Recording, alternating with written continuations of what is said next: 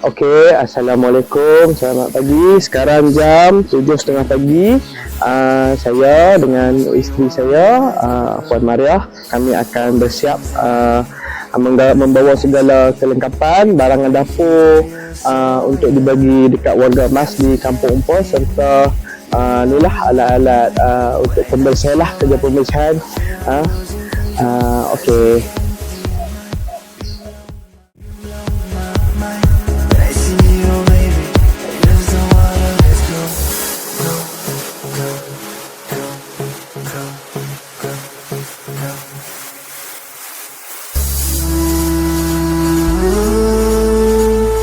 When you're gonna stop breaking my heart, I don't wanna be another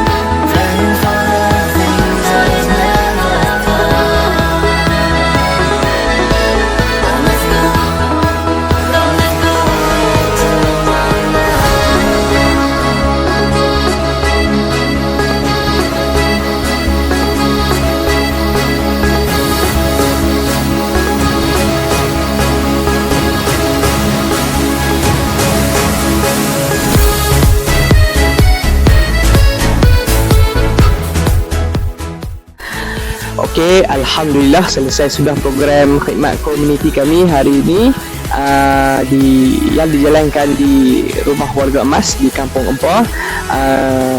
Saya sesudah selesai aktiviti, saya rasa sangat seronok dan bersyukur kerana diberi peluang untuk terlibat secara langsung dalam membantu warga emas di Kampung Empah ni dalam membersihkan rumah. Sepanjang aktiviti pembersihan dijalankan di halaman rumah, di tandas dan di longkang, saya dapat melihat sendiri kesusahan dan keadaan sebenar yang mereka alami. Pengalaman yang saya dapat hari ini membuka mata saya bahawa masih ramai dalam kalangan masyarakat yang memerlukan bantuan, terutamanya dari segi penjagaan kebersihan dan kesihatan persekitaran. Saya juga berasa puas kerana usaha kecil kami ini dapat memberi keselesaan kepada mereka serta menceriakan suasana rumah. Okey, ada apa-apa nak tambah?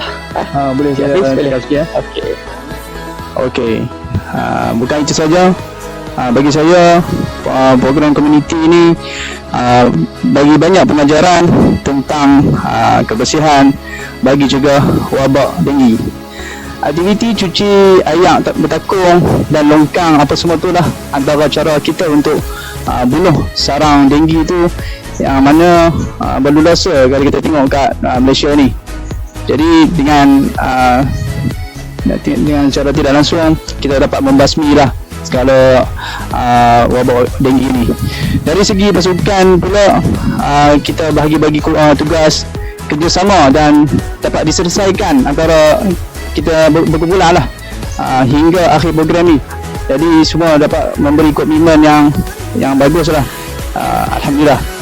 Jadi harapan saya semoga program ni kita dapat buat lagi di akhir nantilah, supaya kita dapat bagi awareness pada masyarakat bahawa program seperti ini dapat memberi impak yang terbaik lah, supaya ke akhir nanti kita dapat kurangkan lah impak denggi tu. Okey, itu saja daripada saya. Terima kasih. Bye.